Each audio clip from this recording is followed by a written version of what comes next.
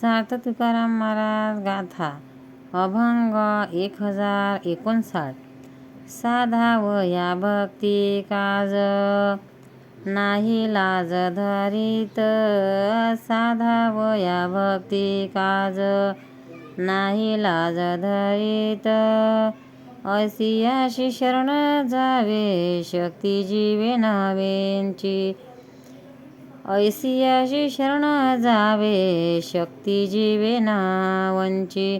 भीष्मेपण केला खरा धनुर्धरा रक्षिले. भीष्मेपण केला खरा धनुर्धरा रक्षिले.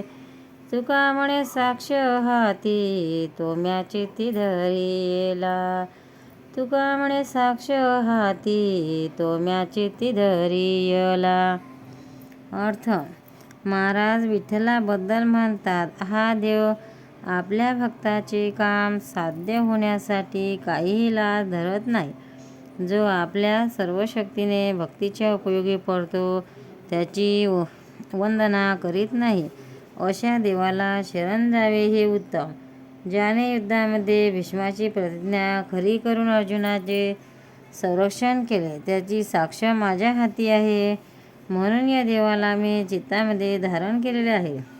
सार्थ तुकाराम महाराज गाथा अभंग 1060. धेनूच रेवणांतरी चित्त बाळका पे घरी. धेनूच रेवणांतरी चित्त बाळका पे घरी. तसे करी ओ माझे आई ठाव देवणी राखे पायी. तैसे करी ओ माझे आई ठाव देवणी राखे पायी. काढिता तळमळी जीवनाबाहेरी मासोळी. काढिता तळमळी जीवनाबाहेरी मासोळी. तुका म्हणे कुंडी जीव प्राणाची आवडी. तुका म्हणे कुंडी जीव प्राणाची आवडी. धेनूच रेवणांतरी चित्तका बाळका पे घरी. धेनूच रेवणांतरी चित्त बाळका पे घरी. तुकाराम महाराज म्हणतात, गाय आणि वासरू यांचा दृष्टांत देऊन देवाला म्हणतात, गाय ही वनात चरत असते तरी तिचे चित्त गोठ्यातील वासराच्या ठिकाणीच असते. त्याचप्रमाणे ही विठाई आई मला तू आपल्या पायाशी आश्रय देऊन माझे रक्षण कर. मासोळी पाण्याच्या बाहेर काढली की ती तडफड करते तशी तुझी वियोगाने माझी स्थिती झाली आहे. देहाला जीव आणि प्राण याची गरज आहे. पण जर तुझे दर्शन होत असेल तर मी जीवाचीही पर्वा करणार नाही. पंढरीनाथ भगवान की जय. सार्थ तुकाराम महाराज गाथा अभंग 1061. हरिजनांची कोणा न घडावी निंदा. साय गोविंदा नाही त्याचे. हरिजनांची कोणा न घडावी निंदा. सहाय्यत गोविंदा नाही त्याचे.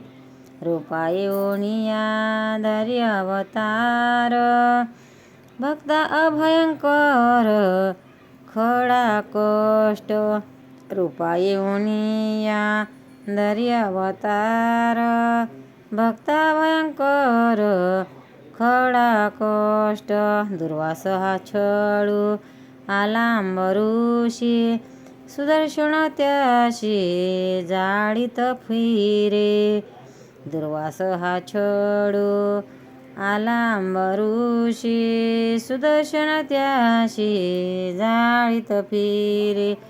द्रौपदीच्या शोभे कौरयाशी शांती. होऊन श्रीपती साय केले. द्रौपदीच्या क्षोभे कौरवाची शांती.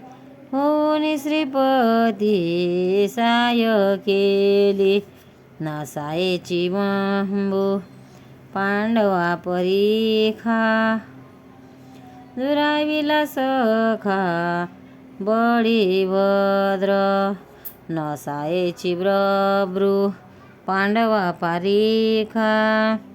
दुराविला सका बळी भद्र, तुका म्हणे अंगी राखिली दुर्गंधी, अश्वस्थामावधी पांडव पुत्रा, तुका म्हणे अंगी राखिली दुर्गंधी, अश्वस्थामावधी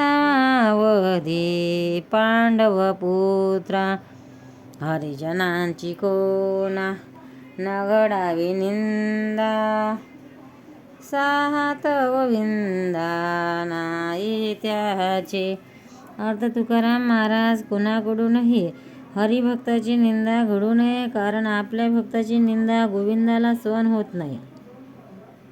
असे म्हणून महाराज भगवंताचा महिमा सांगतात की हरी हा जेव्हा अवतार घेतो तेव्हा सगुण साकार रूप घेतो व आपल्या भक्तांना आश्रय देतो आणि जे कोणी दुष्ट असतात त्यांना दुःख देतो. दुर्वास ऋषी अंब ऋषीला छळावयास गेले, त्यावेळी प्रभूने आपले सुदर्शन त्याच्यावर योजिले, तेव्हा ते त्या ऋषींना ताप देऊ लागले. द्रौपदीची विटंबना कौरवांनी केली.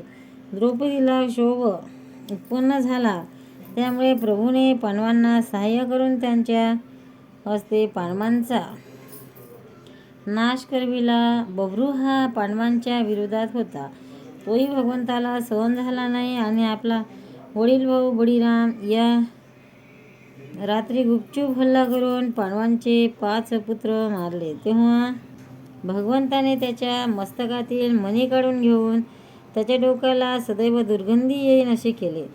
या दृष्टांतावरून महाराज असे सांगतात की देवाच्या भक्तांची कोणीही निंदा करू नये व त्यांना त्रास देऊ नये. पंढरीनाथ भगवान की जय. अर्थ तुकाराम महाराज गाता अभंग 1062. ज्याची आवडी हरिनामाची तोची एक बहुसूची, ज्याची आवडी हरिनामाची तोची एक बहुसूची, जपे हरिनाम बीज तोची वर्णा माझी द्विज, जपे हरिनाम बीज तोची वर्मा माझी द्विज. तुका म्हणे वर्म धर्म अवघे आहे सम ब्रह्म, तुका म्हणे वर्म धर्म अवघे आहे सम ब्रह्म, ज्याची आवडी हरिनामाची तोची एक बहुसूची. पंढरनाथ भगवान की. अर्थ महाराज म्हणतात ज्याला हरिनाम प्रिय आहे तोच फार पवित्र आहे. हरिनामाचा निरंतर जप करतो तोच माणूस ब्राह्मण समजावा.